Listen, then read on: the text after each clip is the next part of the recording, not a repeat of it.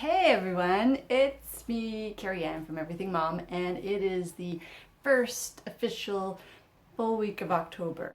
And the weather outside is like fall. I'm not sure what the weather's been like where you are, but we had some really nice warm weather, and then it just seems overnight it just turned into cold, wet, rainy, windy fall weather. The abrupt changes in temperature just doesn't do well with my head.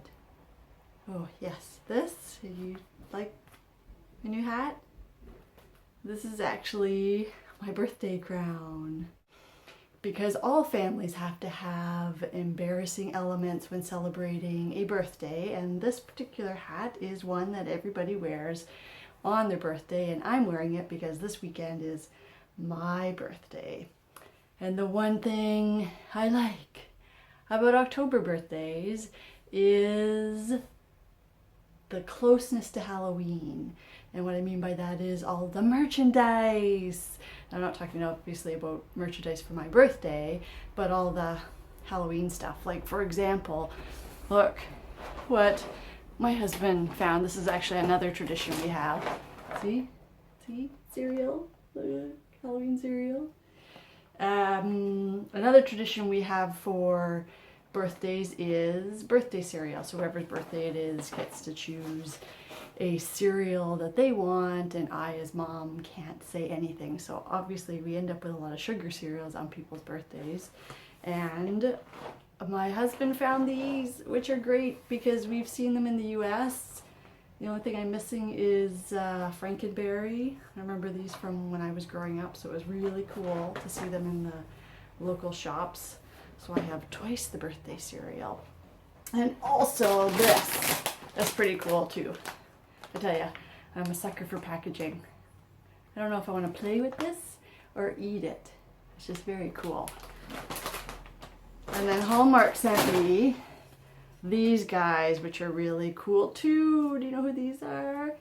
This Shaggy and Scooby in little Halloween costumes. These itty bitties. I love these itty bitties. They have them in so many different things, but these guys are just cool and perfect for an October birthday. So my youngest daughter was asking me, she knows it's my birthday, and she was asking me, so Mom, how old are you turning? And my answer, like all women at my age, is I don't know how old I'm turning because I'll be honest, I don't remember. I don't keep track of it. And she was actually a little surprised by that because why wouldn't I know, how old I would be turning? This is like, birthdays are huge. And, when we're kids and months before our birthday, we look forward to them with anticipation, counting them off, little X's on the calendar, but when the day's coming. And birthdays, when you're a kid, it's all about, the present you're going to get and maybe a birthday party you're having. But birthdays are also, at least when I was growing up, were kind of, milestones. So now maybe you'd be the oldest in the class at school, or you join the ranks of all your friends who have just turned a certain age and now you're part of that group. Or perhaps a new birthday means more privileges. You get to stay up a little later because, being 8 is very different from being 7. Or watch certain shows, and then when your birthday's over, the day after, you're already starting to count down until your next birthday. and what you get on that one. Like there's always this race when you're younger to get to the next age, to get older. So I completely understand where my daughter's head is at when she doesn't understand why I don't know how old I am, or I don't really get excited or talk much about my birthday. If it wasn't for the kids, I probably really wouldn't celebrate it. At this point, it's not really something I mark. But I know it's important to my kids. They like to mark it because to them, birthdays are a big deal. But somewhere along the line, I don't know what stage it was at, that instead of looking forward to birthdays, all of a sudden you start to forget them or avoid them. So instead now of like, oh boy, I get to I'm at the age where I can get my driver's license, or I'm at the age where I can vote, or I'm at the age where I get to stay up a half hour later, or, be able to babysit and earn some money. Those are all things we look forward to. And now birthdays to me are, oh, my eyesight. My eyesight isn't what it used to be. I can't bend over as far as I used to, or, there's pains that I didn't know I had before. So you can understand why maybe birthdays aren't something I look forward to, because they don't seem to have like the positive part of them. I think also not necessarily looking forward to a birthday.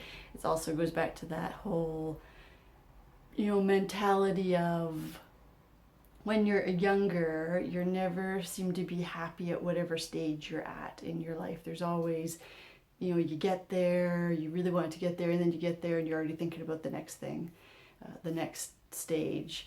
And I noticed that like even when you're in school and everybody's looking forward to summer vacation, and then summer vacation happens and you're looking forward to the big trip, and the big trip happens and then you're looking forward to getting back to school to see your friends, and everything is spent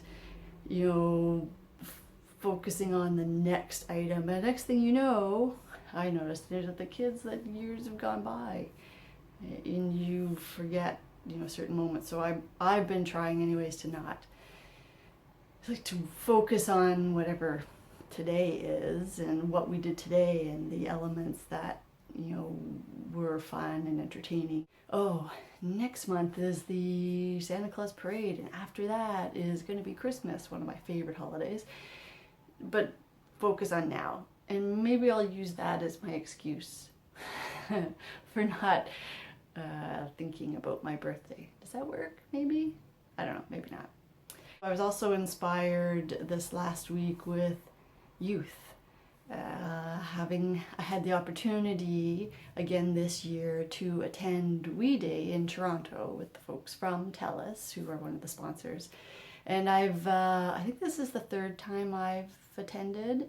And I'm not sure if you're not familiar with WeDay. It basically is a movement that started in Toronto, I think about 20 years ago, by two brothers, Craig and Mark Kilberger, as a way to inspire young people to make change. When you're not an adult, you hear a lot of people say that you're too young to do things. One, you may not be having the income. Two, you're still in school. You may be living at home, and so it can feel as if all these other people control what you do.